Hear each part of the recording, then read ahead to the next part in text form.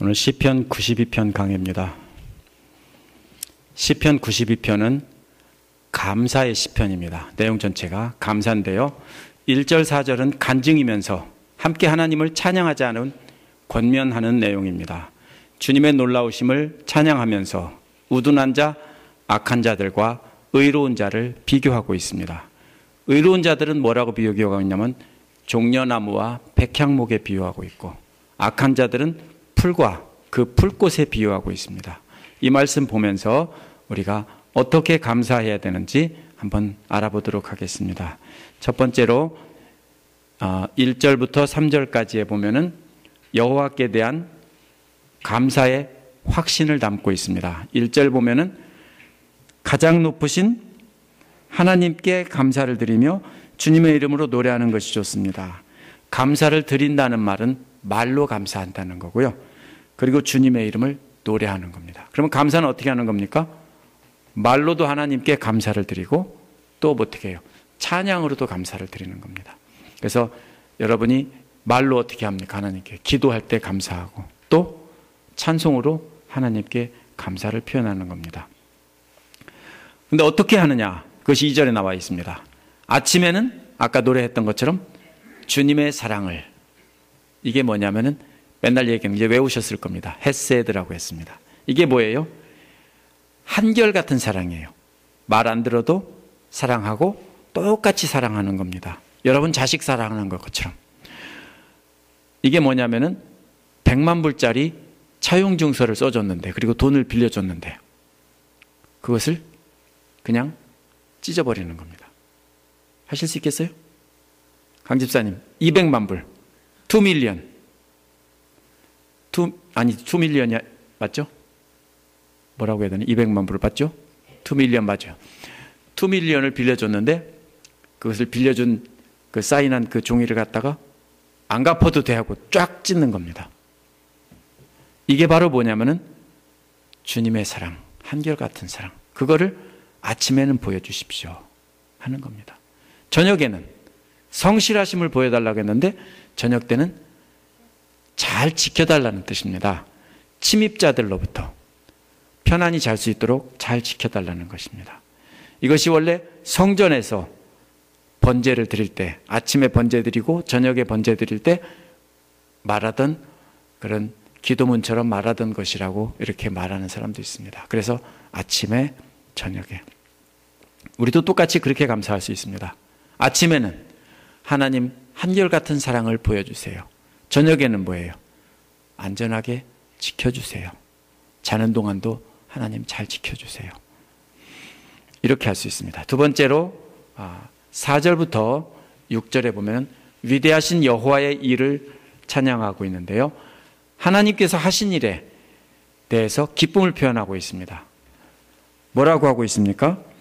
하나님께서 하신 일이 5절에 뭐라고 했어요? 얼마나 크냐? 4절에서는 뭐라고 했어요? 하신 일을 생각하면 기쁩니다. 업적을 생각하면서 환성을 울립니다. 그랬죠? 근데 5절에서는 뭐라고 했어요? 어찌 이렇게 큽니까? 뭐가 큽니까? 하나님께서 창조하신 그 창조의 규모가 얼마나 큰지요. 이 세상 크죠? 그 다음에 깊다는 것은 생각이 깊다라는 말보다는 하나님이 그 창조하실 때 그 설계하신 그 설계가 어찌나 오묘한지요. 이런 말입니다. 작은 벌레 하나 보세요. 벌레 하나 봐도 참 신기해요. 그렇죠? 물고기 하나, 강아지, 고양이 이런 거 하나하나 봐도 참 신기하게 생겼죠. 그렇죠? 그들이 가지고 있는 기능이나 그 살아남을 수 있는 그런 기능을 가진 걸 보면은 참 신기해요. 그런 걸 볼 때 뭐라고 그래요? 하나님 참 생각이 깊으시네요. 참 그 창조의 놀라운 섭리가 오묘합니다. 참 깊습니다. 이 소리입니다. 우리가 그런 일을 찬양하는 겁니다. 하나님의 창조하신 규모를 찬양하고 그 하신 그 설계도를 보고 찬양하는 것입니다. 그런데 6절에는 누가 나옵니까? 우둔한 자가 이것을 모르고 미련한 자가 깨닫지 못합니다. 하나님의 창조의 규모를 모르는 사람이 우둔한 자입니다. 하나님의 설계의 오묘함을 깨닫지 못하는 자가 미련한 자입니다. 그런데 이런 사람들은 지능 지수가 낮다는 뜻이 아닙니다. 이건 뭡니까? 의도적으로 하나님의 참된 진리, 하나님을 경외하는 것, 이런 것을 거부하는 사람들입니다. 이런 사람들이 바로 우둔하고 미련한 사람들입니다. 세 번째로 8절에는 뭐가 나오냐면 풀 같은 의인들이 나옵니다. 이처럼 하나님을 거부하는 사람들은 어떤 사람 같은지 비유로 말하고 있습니다. 뭐라고 했습니까? 풀 같다고 했는데 이스라엘에서 풀은 우기에 겨울에서부터 봄 사이 비가 옵니다. 그래서 비가 오면은 풀이 돋아납니다. 그랬다 여름이면은 말라버립니다. 그런데 풀이 돋아나자마자 바로 생기는 게 뭐냐면 꽃들이에요. 여러분 잔디밭에 피는 꽃도 키가 작은 풀일수록 어떻게 합니까? 빨리 꽃이 펴요. 좀 있으면 벌써 꽃 피는 거 있을 겁니다. 풀 나자마자 바로 꽃 피는 것들이 있어요. 왜요? 다른 풀들이 자라서 잔디가 덮어버리면은 꽃이 필 수가 없기 때문에 그런 겁니다. 여기서도 마찬가지예요. 조금 있으면 비가 안 오면은 열매를 맺을 수가 없기 때문에 바로 꽃이 펴서 온 세상이 다 뭐가 됩니까? 풀밭이 꽃밭이 됩니다. 그럼 뭡니까? 와, 참 아름다워라. 악인들이 이렇게 번성하는 걸 보고 잘 되고 형통하는 걸 보고 뭐라고 그래요? 부러워하죠. 와, 대단하다. 악한 사람들이 저렇게 잘 되고 온 세상이 다 꽃밭이네. 그런데 그 꽃은 어떻게 하는 겁니까? 금방 시들어버려요. 그 풀은 금방 말라버려요. 이것이 바로 악인들의 비유입니다. 악인들은 마치 뭐와 같다고요? 들의 꽃 같다고요. 악인들은 들의 꽃과 풀과 같다는 것입니다.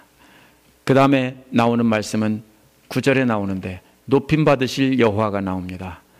여호와는 영원히 높임 받을 것이다 라는 것은 뭡니까? 무슨 뜻일까요? 지금 뭐예요? 앞에서 나온 게 뭐예요? 악인들은 풀과 같이 시들어 버릴 것이다. 망한다는 거죠? 근데 하나님의 거처는 하나님은 영원히 높임 받을 것이다. 높은 자리에 계실 것이다. 하늘 보좌에 계시는 여호와 하나님을 말합니다. 악인의 멸망과 하늘 보좌에 계신 하나님, 어떻게 반대말이 됩니까? 땅에 있는 풀들은 햇볕만 쬐고 비가 안 와도 말라 죽어버리는데 하늘 보좌에 계신 하나님의 거처는 어떠한 대적들도 공격할 수 없다는 겁니다. 그래서 그 보좌는 아무도 공격할 수 없고 안전한 곳이어서 영원하다는 것입니다. 그것이 높임 받으신 여호와의 뜻입니다. 그 다음에 다섯 번째로 뭐가 나오냐면 여호와를 대적하는 자들의 운명이 10절에 나옵니다. 10절에 보면 여호와의 대적들은 우둔한 자들이고 7절에 악인들인데 9절에는 뭐라고 나옵니까? 9절에 저 원수들, 주님의 원수들은 깊이 끓고 멸망할 것입니다 그랬습니다. 8절은 주님은 영원히 높임을 받으셔서 절대로 망하지 않지만 대적들은 멸망할 것입니다 라고 했습니다. 사악한 자들은 흩어질 것입니다 그랬습니다. 이게 무슨 뜻입니까? 욥기 4장 11절에 나오는데요. 사자가 사냥한 것이 없어 죽어가고 암사자의 새끼는 흩어진다라고 했습니다. 사자 부부가 있는데 수컷은 늙어가지고 이빨이 약해지고 그러면 사냥을 못해요. 사냥을 못하면 죽어가죠. 그렇죠? 고양이 발톱 뽑는 짓은 나쁜 짓이에요. 그렇죠? 그러면 죽는 거예요. 풀어놓으면. 사자가 늙으면 이빨 빠지고 발톱이 약해지면 뭐를 못해요? 사냥을 못해요. 그래서 죽어가요. 그러면 누가 흩어져요? 암사자의 새끼들이 흩어져요. 왜요? 죽을 수 없으니까 새끼들도 나가서 어딘가 뭐라도 해야 되니까 흩어진다는 거예요. 이게 그 소리예요. 그럼 이게 왜 이런 비유가 왜 나왔을까? 이런 얘기가요. 사악한 자들, 대적들은 깊이 끓고 멸망한다고 했습니까? 마치 어미사자가 죽는 것과 죽어가는 것과 똑같습니다. 그러면은 사악한 자들은 악인들의 덧붙어 사는 그런 사람들입니다. 이런 사람들은 자연히 흩어지게 된다는 것입니다. 어미가 먹일 것을 공급해 주지 않으니까 그 새끼들이 흩어지는 것처럼 악인들이 멸망하면 악인들의 빌붙어 사는 사악한 자들은 자연히 흩어진다는 것입니다. 이것이 바로 뭡니까? 여호와를 대적하는 자들은 그와 같다는 겁니다. 우두머리가 멸망하고 그 다음에 그 새끼들도 다 흩어져서 없어져 버린다는 겁니다. 그런데 10절에서 11절은 뭐가 나옵니까? 높이 들린 뿔이 나옵니다. 10절에서 11절은 나는 들소처럼 강하게 만드시고 기억이라고 썼고 밑에 뭐라고 나왔습니까? 나의 뿔을 들소의 뿔처럼 만드시고 이렇게 되어 있죠. 또는 하고요. 바로 그 뜻입니다. 그렇게 번역할 수 있다는 말입니다. 이 말은 강하게 만든다는 뜻이 아니라 높게 하신다는 것이 핵심입니다. 들소뿔이 집에 있는 소뿔들은 짧죠. 근데 들소의 뿔들은 어떻게 합니까? 길죠. 들소의 뿔처럼 높게 하신다고요. 높이 솟아오른 들소의 뿔처럼 높게 하면 어떻습니까? 대적들이 두려워하겠죠? 거기다가 또 뭐를 붓다고요? 신선한 기름을 부어 새롭게 하셨습니다. 이거는 기름을 부어서 무슨 뭐 안수했다는 뜻인 것 같지만 아닙니다. 신선한 기름을 들소의 뿔에 부으면 어떻게 됩니까? 햇빛을 받아서 그 높고 멋진 뿔이 어떻게 됩니까? 반짝거리고 빛나면서 더 날카롭고 두려움을 주게 멋지게 보이겠죠? 바로 그런 뜻입니다.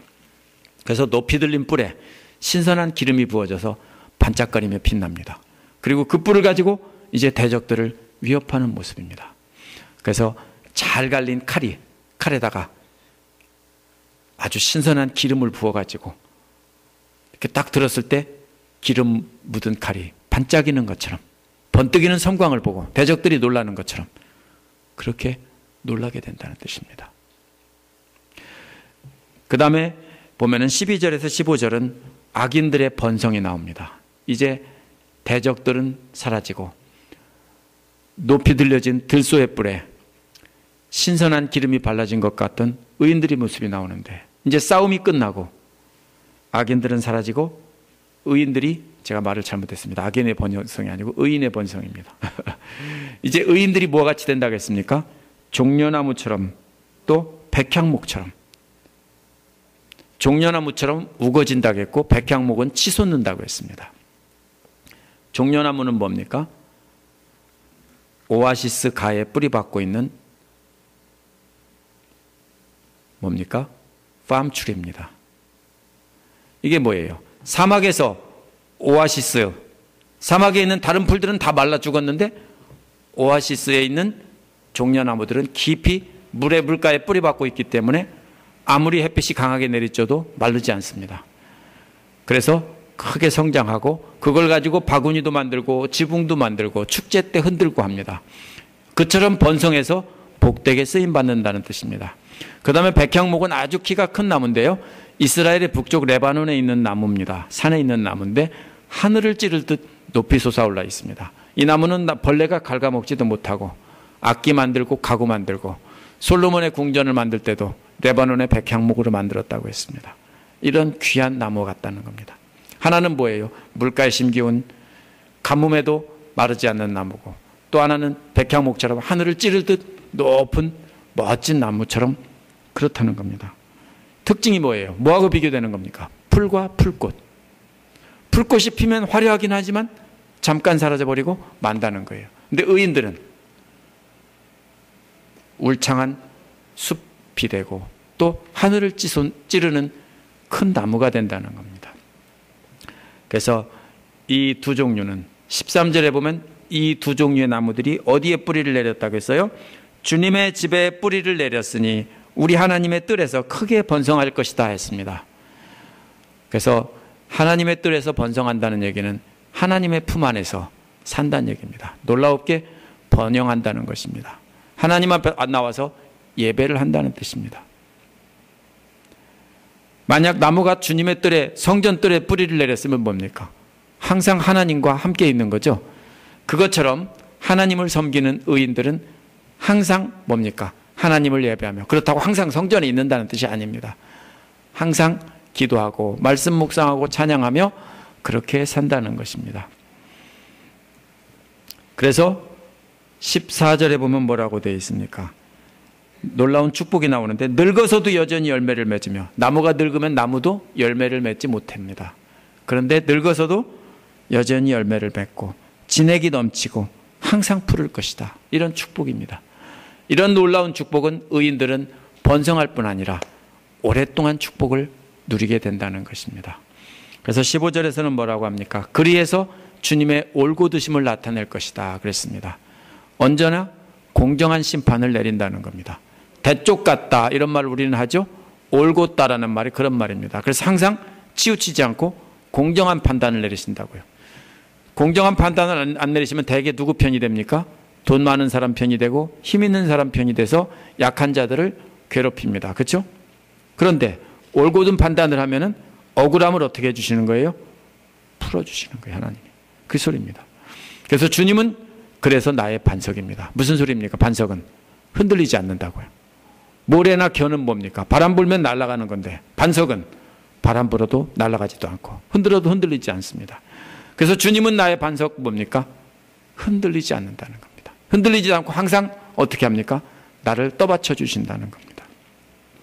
그래서 주님에게는 불의가 없다는 겁니다. 그래서 무슨 소리입니까? 믿을 만하다는 겁니다. 믿고 맡길 수 있다는 것입니다.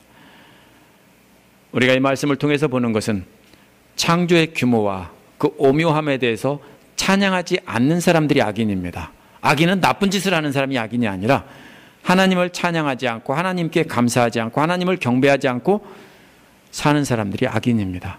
그들은 뭡니까? 잘 될 수 있습니다. 자식들이 잘 되고 사업이 잘 되고 잘 될 수 있습니다. 그래서 번성하는 것 같고 오히려 의인은 가난하고 굶주리고 찌질이 궁상이 될 수도 있습니다. 그런데 부러워하지 말라는 거예요. 왜? 의인들은 하나님의 집에 뿌리를 내린 종려나무 같고 또 백향목 같다는 겁니다.